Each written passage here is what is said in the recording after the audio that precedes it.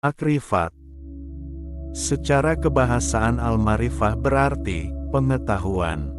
Dalam pengertian umum, al-marifah berarti ilmu atau pengetahuan yang diperoleh melalui akal. Dalam pengertian tasawuf, makrifat berarti mengetahui Allah Subhanahu wa Ta'ala dari dekat. Dalam istilah barat disebut gnosis, yaitu pengetahuan dengan hati sanubari. Dengan makrifat seorang sufi melalui hati sanubarinya dapat melihat Tuhan. Oleh karena itu, para sufi mengatakan, kalau mata yang terdapat di dalam hati sanubari manusia terbuka, mata tertutup akan tertutup dan ketika itu yang dilihatnya hanya Allah Subhanahu wa Ta'ala. Makrifat merupakan cermin. Jika seorang sufi melihat ke cermin, yang akan dilihatnya hanya Allah Subhanahu wa Ta'ala. Yang dilihat orang arif sewaktu tidur atau bangun hanya Allah Subhanahu wa Ta'ala. Pengungkapan para sufi tersebut selain menggambarkan persahabatan seorang sufi dengan Tuhannya, juga menjelaskan bahwa pengetahuan dalam bentuk makrifat merupakan pengetahuan langsung yang ada pada Allah Subhanahu wa Ta'ala yang dianugerahkannya kepada mereka yang diberi kemampuan bertahan. Makrifat merupakan cahaya yang menerangi ke dalam hati, menguasai daya yang ada dalam diri manusia dengan sinarnya yang menyilaukan. Menurut sufi seperti yang dikemukakan Abu Bakar Al-Kalabasi, seorang sufi, Allah Subhanahu wa Ta'ala lah yang membuat manusia mengenal dirinya melalui dirinya. Makrifat kadang-kadang dianggap sebagai makam dan kadang-kadang sebagai hal. Dalam buku tasawuf urutan makrifat berlainan dengan mahabah. Al-Ghazali dalam Ihya Ulum ad-Din memandang makrifat datang sebelum mahabah, sedangkan Al-Kalabasi dalam At-Ta'aruf saling mengenal menyebut makrifat sesudah mahabah. Di sisi lain, makrifat dan mahabah sering juga dianggap kembar yang selalu disebut bersama. Keduanya merupakan dua hal yang sama dalam perbedaan. Sama dalam hal menggambarkan keadaan seorang sufi dengan Tuhan. Berbeda karena mahabah menggambarkan hubungan dalam bentuk cinta, sedangkan makrifat menggambarkan hubungan dalam bentuk gnosis pengetahuan dengan hati sanubari. Tokoh utama paham makrifat adalah Zunnun al-Misri, wafat 860. Menurut Zunnun, untuk menjelaskan pemahaman makrifat terlebih dahulu perlu diketahui pembagian pengetahuan tentang Tuhan. Menurut Zunnun, ada 3 macam pengetahuan tentang Tuhan. 1. Diketahui orang awam bahwa Tuhan esa dengan perantaraan ucapan syahadat. 2. Pengetahuan ulama bahwa Tuhan esa diketahui dengan logika. 3. Diketahui pengetahuan sufi bahwa Tuhan esa dengan perantaraan hati sanubari. Pengetahuan orang awam tentang Tuhan pada dasarnya adalah pengetahuan yang diterima dari ajaran agama tanpa memerlukan pembuktian melalui logika, sedangkan pengetahuan ulama mementingkan logika. Baik pengetahuan orang awam maupun pengetahuan ulama tentang Tuhan disebut ilmu, bukan makrifat.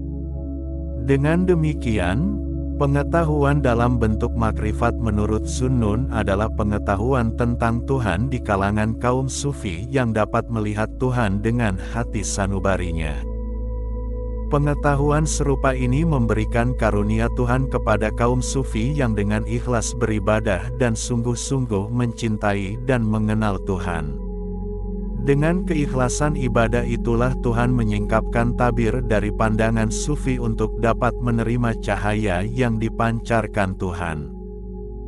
Dalam keadaan demikian, sufi dapat melihat keindahan Tuhan yang abadi dan mengetahui keesaannya. Paham makrifat yang dikemukakan Zunnun terungkap dalam ucapannya, "Aku mengetahui Tuhan karena Tuhan dan sekiranya tidak karena Tuhan aku tak akan mengetahui Tuhan." Ungkapan ini menunjukkan bahwa seandainya Tuhan tidak membuka tabir mata hati Zunnun, ia tidak akan dapat melihat Tuhan. Pernyataan Zunnun tersebut selain menggambarkan makrifat sebagai anugerah Tuhan, juga menggambarkan hubungan yang sangat dekat antara sufi Tuhan. Dalam tasawuf terdapat komunikasi dua arah. Di satu pihak sufi berusaha keras mendekatkan diri dari bawah, sedangkan di pihak lain Tuhan dari atas menurunkan rahmat-Nya. Oleh karena itu, ketika berlangsung komunikasi dua arah dalam bentuk makrifat, pengaruh akal dan penglihatan mata hilang karena yang disaksikan seorang sufi hanyalah hakiki tentang Tuhan melalui hati sanubari.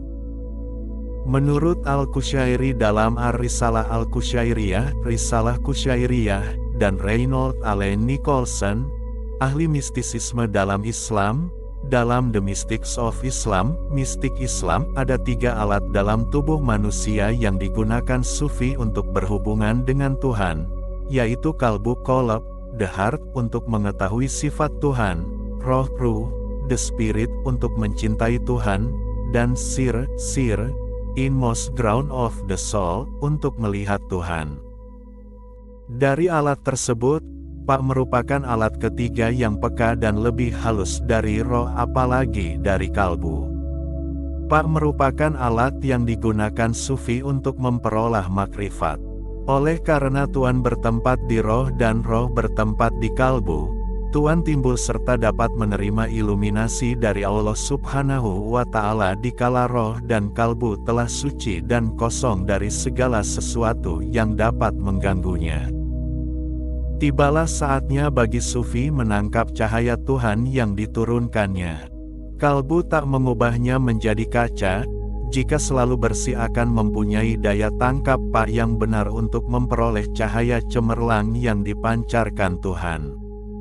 Apabila cahaya cemerlang itu diperoleh, maka dikala itulah sufi bertemu dengan Zat yang Maha Tinggi. Pertemuan dengan Tuhan merupakan puncak kebahagiaan. Demikianlah cara seorang sufi mencapai tingkat makrifat. Memperoleh makrifat merupakan proses yang bersifat terus-menerus. Semakin banyak seorang sufi memperoleh makrifat, semakin banyak pula yang diketahuinya tentang rahasia Tuhan dan semakin dekatlah ia kepadanya. Tersingkapnya tabir Tuhan menampilkan rahasianya kepada seorang sufi, namun makrifat yang penuh tentang Tuhan tidak mungkin dapat dicapai manusia keterbatasan karena manusia, di samping kemutlakan Tuhan. Dalam kaitan ini Al-Junaid Al-Baghdadi, tokoh sufi modern, menyatakan, cangkir teh tak akan bisa menampung semua udara yang ada di laut. Pernyataan ini menunjukkan bahwa meskipun berusaha secara terus-menerus untuk memperoleh makrifat, tidak mungkin seorang sufi memperolehnya dalam arti yang penuh dan sempurna, sehingga semua rahasia hakikat ketuhanan dapat diketahuinya. Setelah makrifat itu tercapai, tujuan dan pengaruhnya dapat diterapkan dalam kehidupan. Zunnun mengatakan bahwa makrifat mempunyai jangkauan atau tujuan moral, yakni nilai kemanusiaan optimal yang harus berhiaskan akhlak Allah Subhanahu wa Ta'ala at-takhalluq bi akhlak Allah. Dalam hubungan ini, pergaulan orang arif bagaikan pergaulan Allah Subhanahu wa Ta'ala. Menurut Zunnun, ada 3 tanda orang arif, yaitu 1. Cahaya makrifatnya tidak memuaskan cahaya kerendahan hatinya. 2. Tidak mengukuhi secara batiniah ilmu yang bertentangan dengan hukum lahiriah. Dan 3. Nikmat Allah Subhanahu wa Ta'ala yang banyak tidak menggiringnya hingga melampaui batas larangan Allah Subhanahu wa Ta'ala. Tanda-tanda tersebut pada hakikat mengacu pada profil seorang sufi yang memiliki akhlak yang tinggi, akhlak ilahiyah. Paham makrifat yang dikemukakan Zunnun itu diterima oleh Al-Ghazali, sehingga mendapat pengakuan di kalangan Ahlussunnah wal Jamaah karena Al-Ghazali adalah salah satu figur yang sangat berpengaruh di kalangan mereka. Dengan demikian, Al-Ghazali lah yang membuat tasawuf menurut pola pikir tersebut menjadi halal bagi umat syariat. Padahal pada masa sebelumnya, kaum ulama yang memandang tasawuf seperti yang mengajarkan Al-Bustami dengan paham itihadnya dan Al-Halaj dengan paham hululnya dianggap menyimpang dari ajaran Islam. Penerimaan Al-Ghazali terhadap tasawuf pada umumnya dan khususnya makrifat dapat dipahami dari pendapatnya. Menurut Al-Ghazali, makrifat adalah mengetahui rahasia Allah Subhanahu wa Ta'ala dan mengetahui peraturannya tentang segala sesuatu yang ada. Bagi Al-Ghazali, alat seorang sufi mendapatkan makrifat adalah kalbu, bukan panca indera dan akal. Pengetahuan yang diperoleh kalbu lebih benar dari pengetahuan yang diperoleh melalui akal. Jalan untuk memperoleh kebenaran adalah tasawuf, makrifat, dan bukan falsafah.